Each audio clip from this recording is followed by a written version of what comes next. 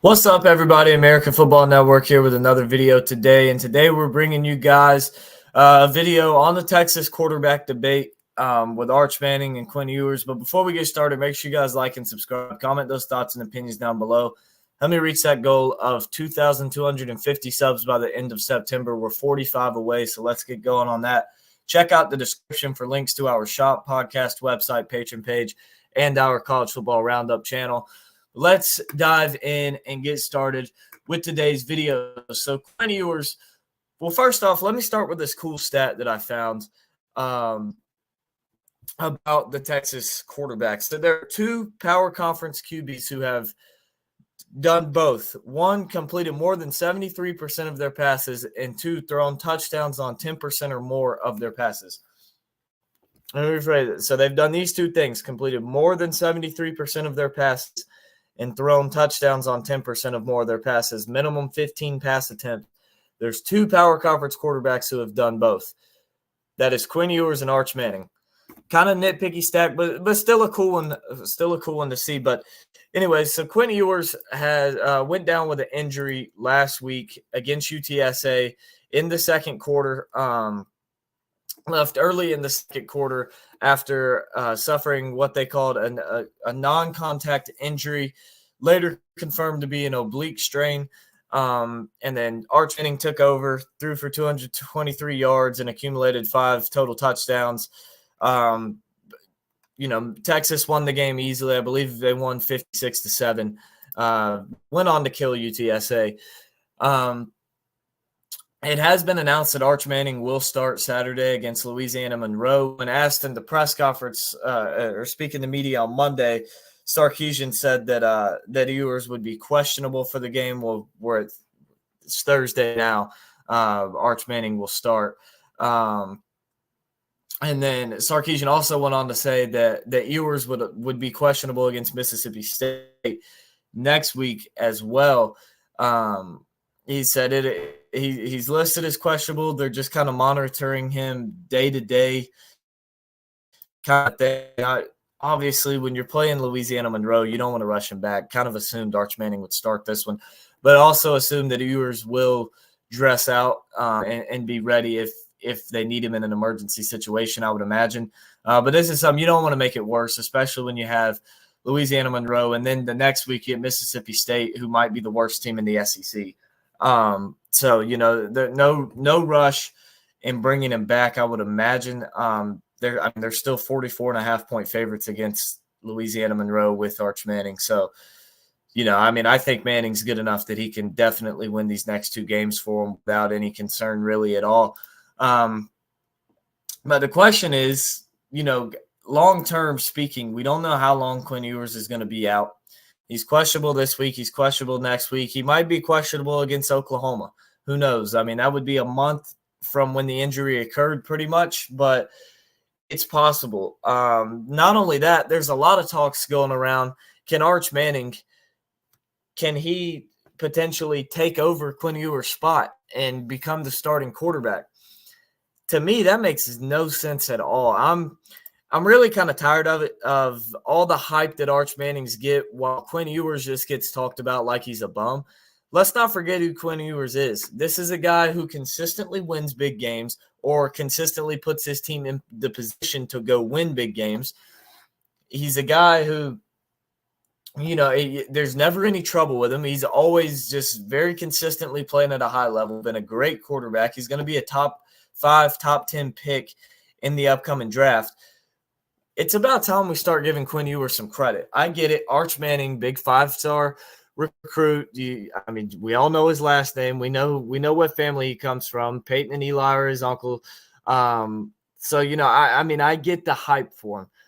But let's not sit here and act like Quinn Ewers is some bum. Honestly, Quinn Ewers is better than Arch Manning has been. You look at Arch Manning, too. They're trying to hype him up and look at what he's done. Yeah, let's also look at who he's played. Now, don't get me wrong. He looked very impressive in both games he's played in, but let's also remember who he's playing against. Came in against Colorado State, went 5 of 6 for 95 yards and a touchdown. And then on the ground in that game, 3 carries, no yards, had a touchdown on the ground. You look against UTSA when he came in last week, he played about 2.5 quarters in that game, went 9 for 12, 223 yards, completed 75% of his passes, threw for 4 touchdowns. On the ground, had 3 carries for 53 yards, had the big 67-yard run for a touchdown. So it's, like he's played good when he's came in. Don't get me wrong. He's played great when he's come in. But he's playing against Colorado State and UTSA, and there's people going around talking that Arch Manning's in the freaking Heisman Trophy conversation.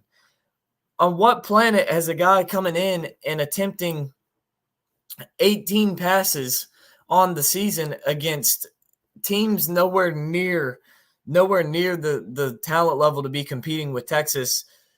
Since when in the world does that make him anywhere near some sort of Heisman Trophy quarterback? He's literally thrown 18 passes on the season. He's 14 of 18 for 318 yards, 5 touchdowns, no picks. On the ground, he is 6 carries, 53 yards, 2 touchdowns. Like, why are we bringing this dude up in the Heisman Trophy conversation? The Heisman Trophy quarterback on Texas is Quinn Ewers. He's 58 of 79, 700 yards, 8 touchdowns, 2 picks. That's who the Heisman Trophy quarterback is. All right, like that's who needs to be being brought up in this conversation for Heisman winner is Quinn Ewers. And I get it. He has been, but I don't know. I'm just not buying the talk that Arch Manning is going to take Quinn Ewers' spot, that Quinn Ewers is going to get benched after this little stretch of Arch Manning playing. I'm not buying that at all. I think it's crazy, but for hypothetically speaking, we're gonna play out because we really don't know how long this Quinn Ewers injury is gonna last. There's no timetable for return. All right, he's out against Louisiana Monroe. That's a win. Arch Manning's gonna win that football game. Against Mississippi State, say Quinn Ewers is still injured. I think Arch Manning wins that game.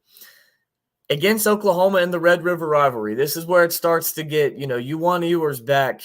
You want him back by this game. I think Arch Manning could win the game. Would I be very confident in him?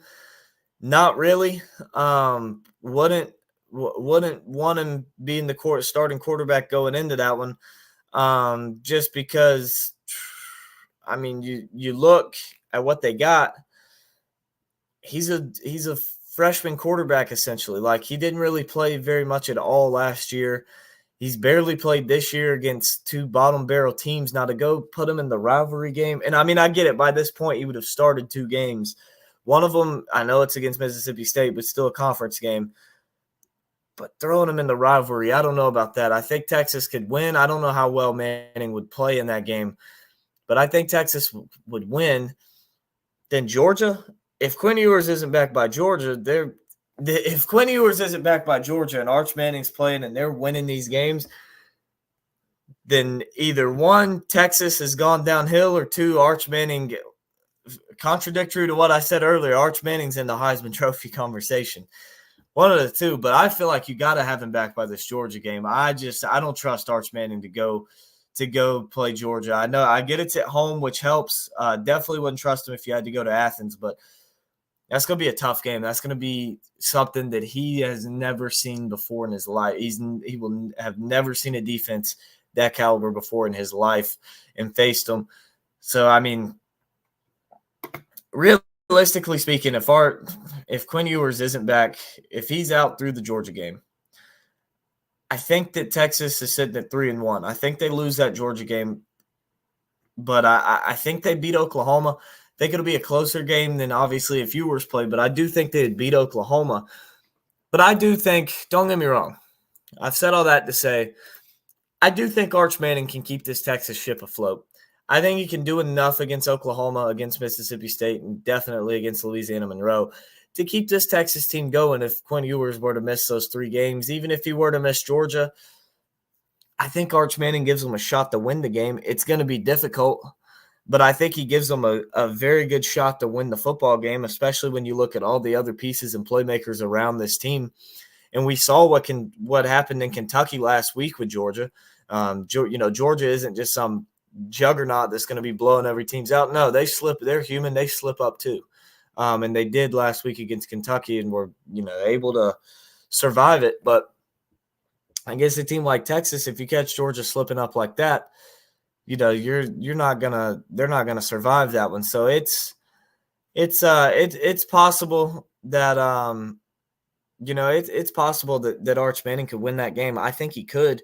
If I had to pick the game, I would probably pick Georgia if Manning's starting. And obviously it depends on if he were to get to that point, how he looks against Louisiana Monroe, Mississippi State, and Oklahoma.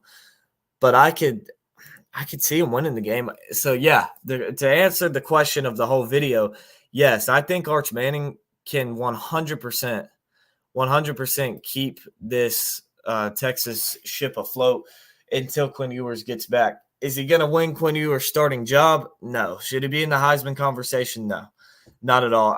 Unless Quinn Ewers is out through the Georgia game and Arch Manning has gone 4-0 and just lit it up, then, at that point, yeah, put him in there. He's beaten Oklahoma and Georgia. Put him in there. But until then, no. Like right now, people are already talking about should he be in the Heisman conversation. Not a shot. Not a shot.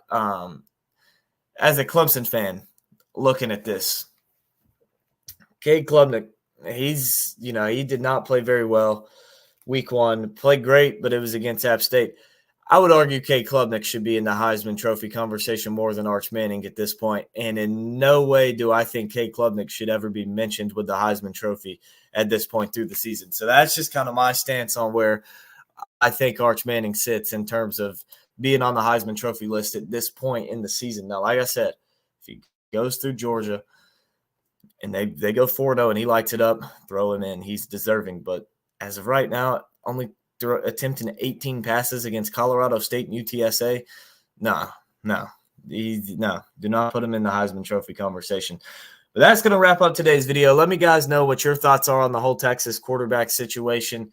Can Manning keep him afloat? Can he win the job from Ewers? Should Arch Manning be in the Heisman Trophy conversation? Let me know what you got down below. We appreciate all of you guys tuning in. Help us hit that goal of 2,250 subs by the end of September.